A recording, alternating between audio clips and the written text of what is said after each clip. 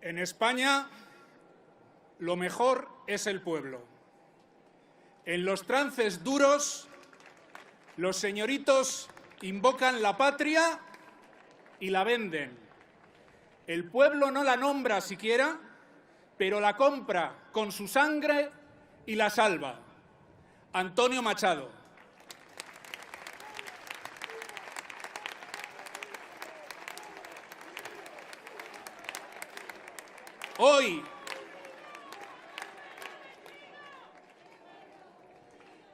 Hoy, primero de mayo del año 2021, hoy, el día que recuperamos una movilización que en toda España, con todas las medidas de seguridad, ha sacado a la calle en torno a 100.000 personas.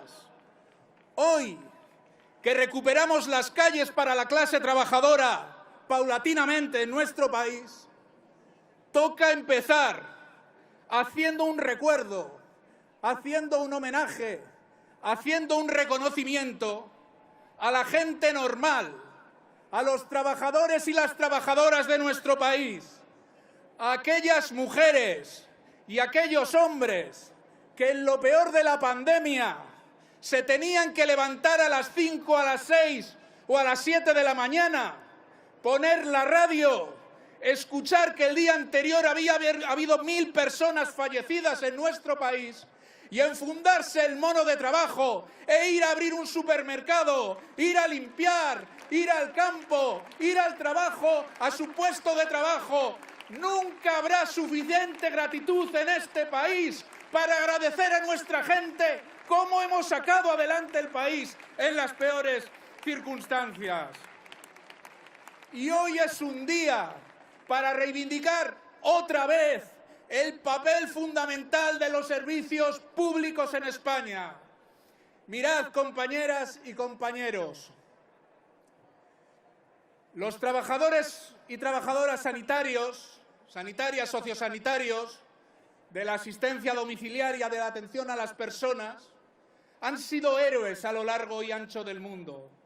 Pero lo que ha permitido que nos curemos tantos millones de personas, los cuidados, la humanidad que hemos notado, la gente que hemos pasado la COVID, ha sido contar con unos servicios públicos universales muy deteriorados, es cierto, en la última década, pero que todavía constituyen y vertebran un estado de bienestar que no vamos a permitir que nadie nos arrebate.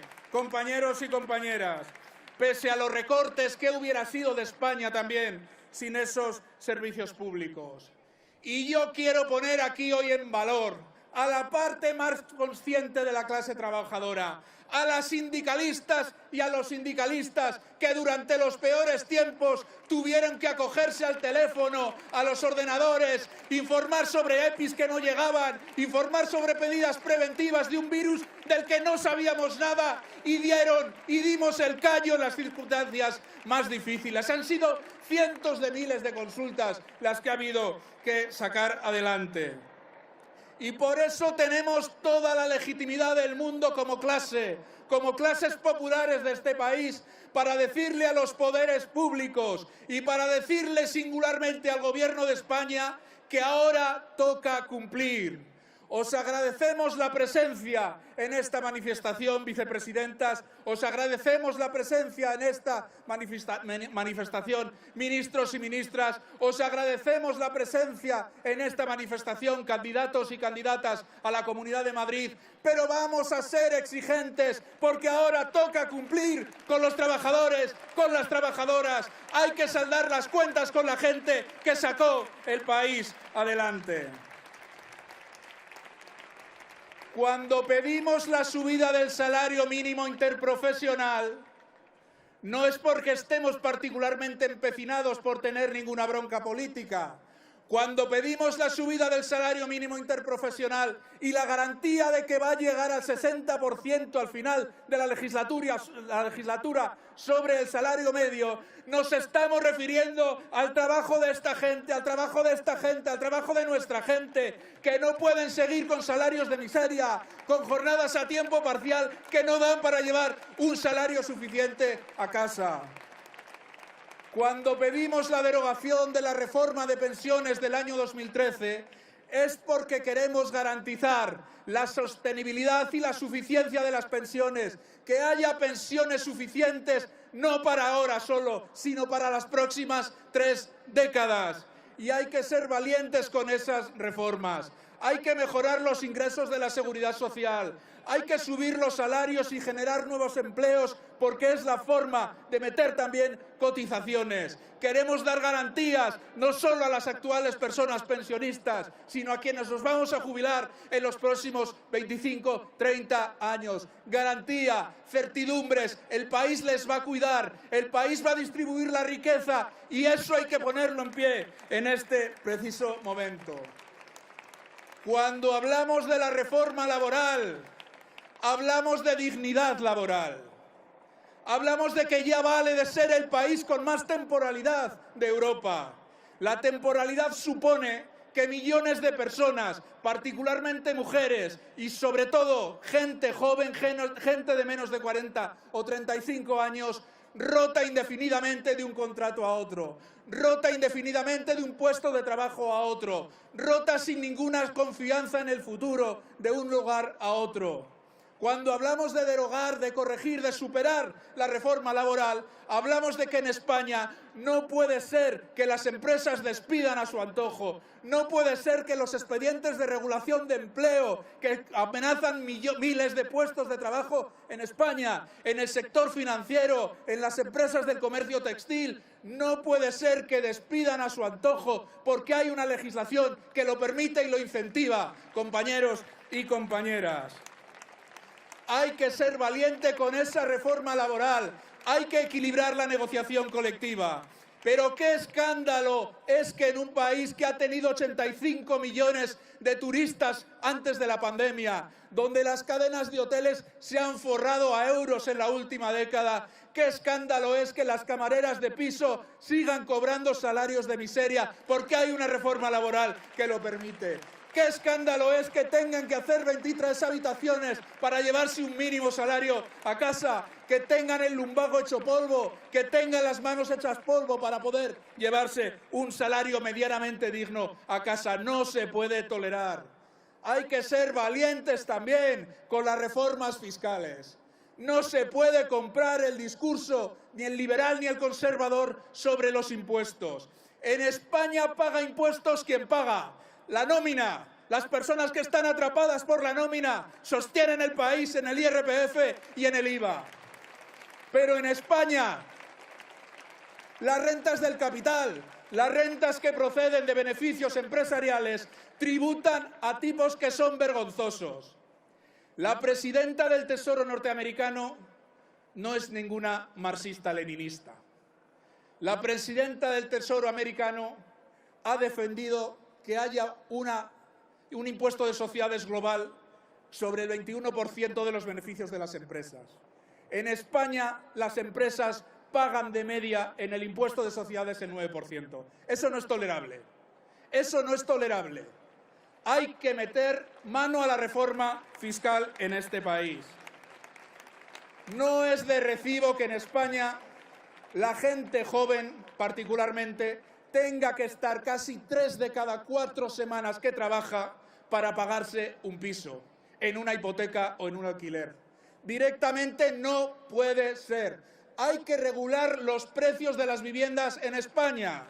Y no vale solo con sacar muchas más viviendas, porque en este país se construyeron más viviendas que Alemania, Italia y Francia a la vez y subían como un tiro los precios de la vivienda. Por tanto, hay que acometer todas esas medidas y esas políticas sociales. En definitiva, hay que construir un nuevo contrato social para el siglo XXI, que mire a los ojos a la mayoría social y a la gente. Aquí hay muchas cosas en juego y en disputa, amigos y amigas, compañeros y compañeras. La situación de tensión política que está viviendo en España no es casual ni es gratuita.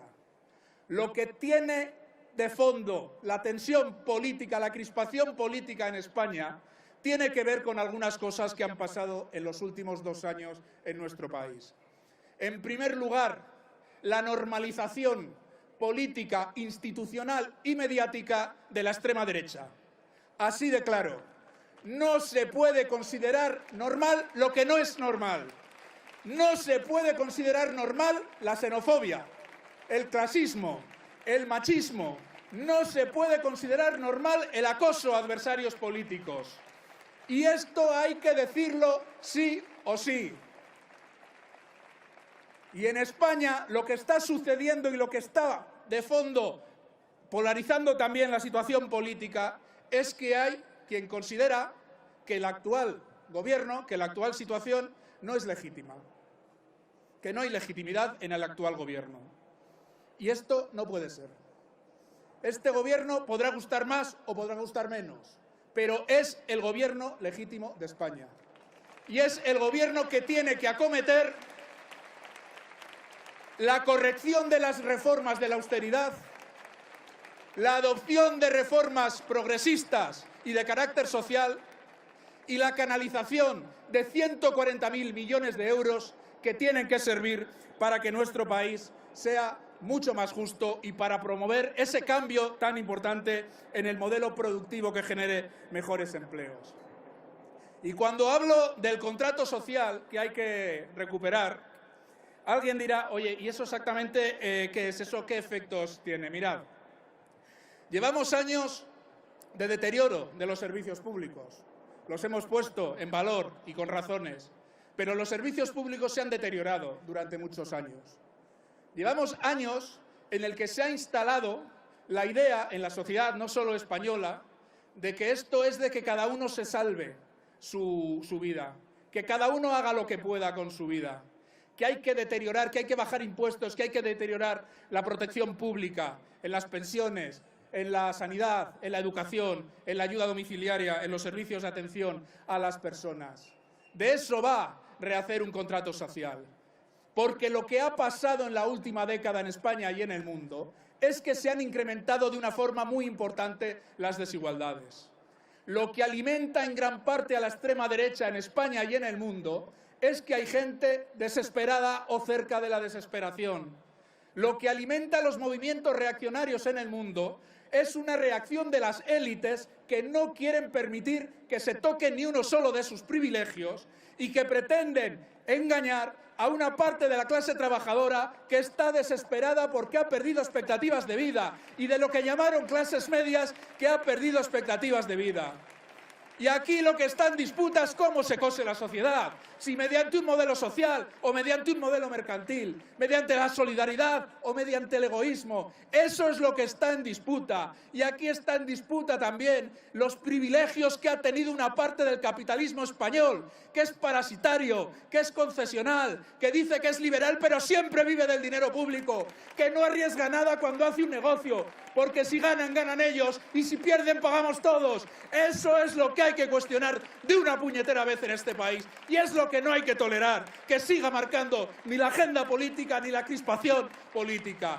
Por eso hay que ser conscientes del momento en que vivimos. Están cambiando cosas en el mundo, lo decía Bob Dylan, los tiempos están cambiando. Hablaba del Tesoro, de la presidenta del Tesoro americano, Joe Biden, es un establishment puro del Partido Democrático norteamericano. Joe Biden en España, en Europa, sería como mucho una persona situada en el centro político. Y Joe Biden está diciendo que hay que subir el salario mínimo de una forma importante, que hay que subir los impuestos a las rentas altas, que tiene que haber un programa de inversiones en Estados Unidos, en la cuna del liberalismo, que triplica lo que hemos puesto en marcha en Europa, que es muy importante. No es ningún radical, es supervivencia porque han conocido la experiencia de la ultraderecha en la Casa Blanca, de un mamarracho como Donald Trump llevando los designios del principal país del mundo. Aprendamos de lo que ha ocurrido, aprendamos de Polonia, aprendamos de Hungría, porque aquí también tenemos nuestra ultraderecha en España amenazando con los dientes, con los colmillos, compañeros y compañeras.